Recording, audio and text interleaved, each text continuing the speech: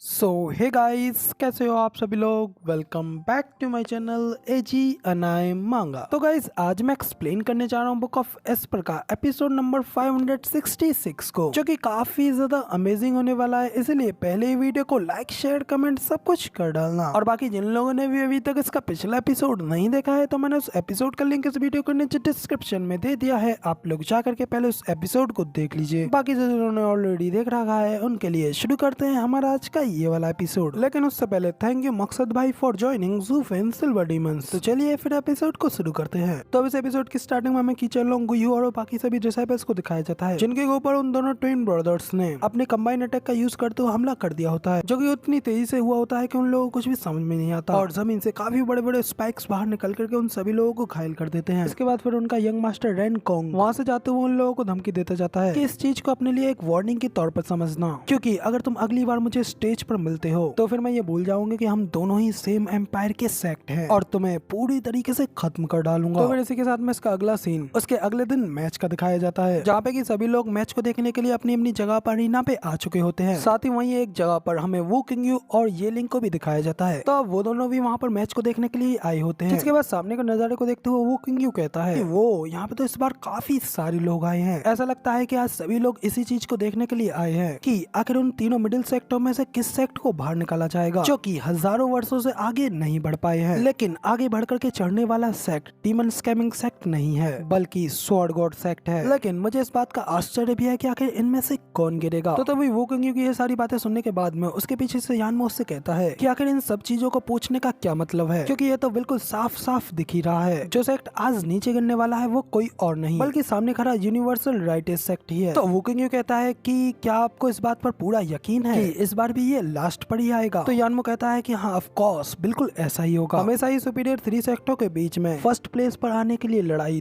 2 सेक्टरों के बीच ही होती आई है, जबकि हम दोनों के बीच में यूनिवर्सल राइटेस्ट सेक्ट तो पिछड़ ही जाता है और इस गाड़ी का सिर्फ पहिया बन के ही रह जाता है। तभी उन दोनों के पीछे से ये लिंग हंसते हुए कहता है कि मुझे इससे कोई फर्क नहीं पड़ता है कि वो लोग लास्ट में आते हैं और या फिर यहाँ तक कि हम लोग लास्ट पर आते हैं। मैं तो बस खाली यही होप करता हूँ कि वो बंदा आकर के मुझसे फाइट लड़े और मुझे बस सिर्फ और सिर्फ वही एक फाइट का इंतजार है, क्योंकि जब तक कोई अपने डेस्टिन राइवल से नहीं लड़ता तब तक उसे कभी शांति नहीं मिल सकती। तो तब यानमो भी ये लिंग से कहता है कि हे, अब तो मुझे भी तुम्हारे साथ में एक स्पेयरिंग फाइट लड़ने की इच्छा हो रही है। तो ये लिंग कहता है कि क्या कहा, तुम मुझसे फाइट लड़ना चाहते हो? ना, चलो निकलो, तुम ये चीज बिल्कुल भी डिजर्व नहीं करते। तो ये लिंग की ये बात सुनकर तो यानमो काफी ज्यादा चिढ़ जाता है और गुस्सा करते हुए ये लिंग से कहता है कि तुम्हारी ये हिम्मत। वो कहेंगे तो वहाँ पे खड़ा उन लोगों की बातें सुनकर के जोर जोर से हंस रहा होता है। लेकिन तभी हमें नीचे फाइटिंग एरिना का सीन दिखाया जाता है, जहाँ पे की सभी सेक्ट की टीम्स के लीडर तो अपनी अपनी स्टेज पर खड़े होते हैं और उनके बाकी के सभी साथी नीचे खड़े होते हैं। जिसके बाद हमें स्टेज पर जेंटल स्वॉर्ड हान युनफेंग और उन लोगों के बीच में हमारे हीरो ज़ूफ़ेन को दिखाया जाता है। तो इधर जेंटल स्वॉर्ड तो बिल्कुल जेंटली तरीके से ज़ूफ़ेन को फुल इज्जत देते हुए उससे कहता है कि ज़ूफ़ेन, आपकी प्रतिष्ठा आपसे पहले है और आखिरकार फाइनली आज हम लोगों को आपके स्किल्स की झलक देखने को मिलेगी। लेकिन मुझे आश्चर्य है कि आप सचमुच बिल्कुल अपने नाम की ही तरह अपना जीवन अर्पित कर पाएंगे। तो अब जेंटल स्वॉर्ड की इन सारी जेंटल बातों से ज़ूफ़ेन को कोई घंटा फर्क नहीं पड़ता और वो बस सीधा सीधा उससे कहता है कि एक बार मुझसे फाइट लड़के देखना, तब तो मैं ये खुद पता चल जाएगा। तो उधर ज़ूफ़ेन के इस तरीके के अंदाज को देख करके तो जेंटल स्वॉर्ड भी काफी ज्यादा हैरान हो गया होता है और स्माइल करते हुए कहता है कि हाँ बिल्कुल, मुझे भी इस चीज का इंतजार रहेगा। तो साइड पे खड़ा फैन युनफेंग भी एकदम जेंटल तरीके से ज़ूफ़ेन से बात करते हुए कहता है कि ज़ूफ़ेन, तुमसे मिलकर के काफी अच्छा लगा हूँ डीमन सोल सेक्ट का एल्डेस्ट यंग मास्टर हान युनफेंग। तो तब उसके नाम को सुनकर के तो ज़ूफ़ेन उससे कहता है कि ओ, तो सेकंड यंग मास्टर हान और थर्ड यंग मास्टर हान और तुम हो उन दोनों से बड़े यंग मास्टर हान। तो ज़ूफ़ेन की ये बात सुन हान युनफेंग झूठी स्माइल करते हुए कहता है कि नहीं, मेरा नाम हान युनफेंग है। मेरे फादर की कठोर शिक्षाओं के कारण हमारे फादर ने हम तीनों भाइयों को 5 साल की उम्र के बाद में हमारी ताकत के आधार पर हमारा नाम रखा था और सिर्फ सबसे स्ट्रॉन्गेस्ट को ही उसका नाम दिया गया कि बाकी के दोनों बचे हुए को कोई नाम नहीं दिया गया। इसलिए हान युनफेंग नाम सिर्फ एक ही का है, जो कि मैं हूँ, जबकि मेरे दोनों भाइयों को सेकंड सन और थर्ड सन ही कहा जाता है। तो अब इधर हान युनफेंग की अजीब सी कहानी को सुनने के बाद में तो इनका भी अजीब सा मुंह बन जाता है और वो कहता है, ओ, लगता है कि तुम्हारा डैड पक्का ही काफी ज्यादा क्रूल रहे होंगे और वो तुम्हारे साथ में तुम्हारे लिए एक डीमन स्कैमिंग सेक्ट के लीडर की तरह ही रहे होंगे। आगे फिर हानी इनफेंग ज़ूफेन से कहता है कि मैंने प्लान किया था कि मैं डबल ड्रैगन गैदरिंग में तुम्हारे साथ में फाइट लड़ूंगा, लेकिन अब मैंने तुम्हें रिकॉग्नाइज्ड कर लिया है। लेकिन एक ऐसा कुछ काम करने में कोई बुद्धिमानी नहीं है जिसके के बारे में आपको पक्का पता हो कि आप उसमें असफल होंगे। तो अगर आप किसी पुराने डिस्पाइट रीजन की वजह से हमें चैलेंज करना चाहते हैं तो अब डीमन सोल सेक्ट पहले आपके इस इनविटेशन को रिफ्यूज करता है। हानी इनफेंग की ये बात सुनकर के तो ज़ूफेन भी काफी ज्यादा हैरान हो जाता है और अपने मन में कहता है कि ये बच्चा अच्छी तरीके से जानता है कि इसे कब हार मान लेनी चाहिए, ठीक वैसे ही जैसे कि एक एम्बिशियस पर्सन जानता है। और ये बंदा एक सेक्ट लीडर का बेटा भी है। तभी ज़ूफेन की नजर अपने सामने रेनकॉन्ग के ऊपर भी पड़ती है, जो कि वहाँ पे उसे देख अपना मुंह आते हुए कहता है, मूर्ख, उसने तुम्हें झूठ पर विश्वास दिलाया है, मगर क्या तुम अभी भी उसके झांसे में आ रहे हो? तो उधर रेनकॉन्ग को इस तरीके से देखने के बाद में तो ज़ूफेन अपने मन में कहता है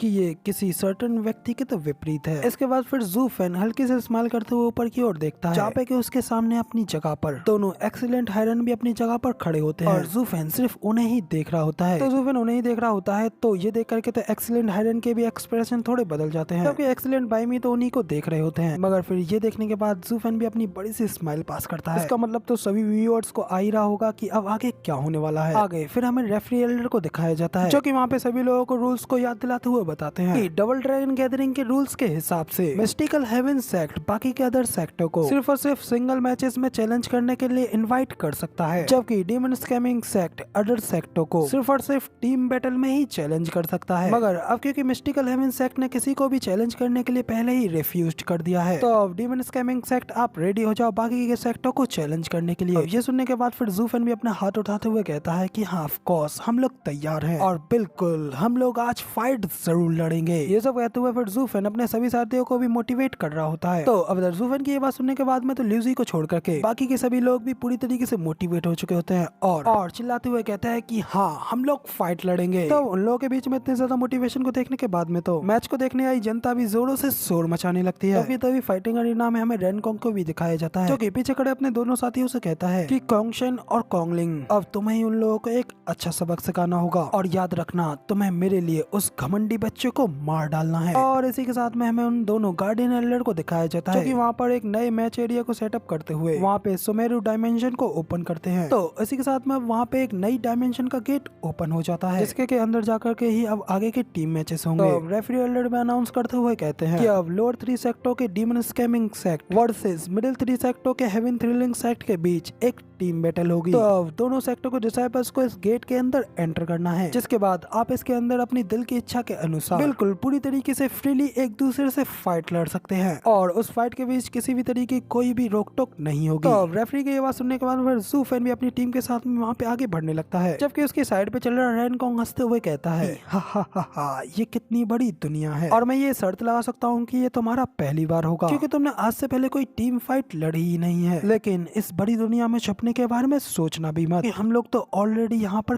कई बार आ चुके हैं और हम लोग इस जगह को तुमसे बेहतर तरीके से जानते हैं। तो तब ज़ूफेन भी हंसते हुए उससे कहता है कि तुमने तो मेरे मन की बात कह दी, क्योंकि ऐसा नहीं है कि अगर तुम वहाँ पे जाकर के छुप जाते हो तो आगे जो तुम्हारे साथ में होगा वो बदल जाएगा। बस सिर्फ इतना है कि तुम्हें हराने का बस थोड़ा और समय लग जाएगा। और अब जब मैं ये सोच रहा हूँ तो मुझे याद नहीं आ रहा कि आखिर मैंने आपसे पहले लास्ट बार चूहे बिल्ली का खेल कब खेला था। इसे कहते हुए ज़ूफेन स्माइल करते हुए उसकी ओर देख रहा होता है, जबकि रेनकॉन्ग भी स्माइल करते हुए कहता है कि हाँ बिल्कुल, मगर अभी ये तय नहीं हुआ है आखिर हम दोनों में से अभी चूहा कौन है और बिल्ली कौन है।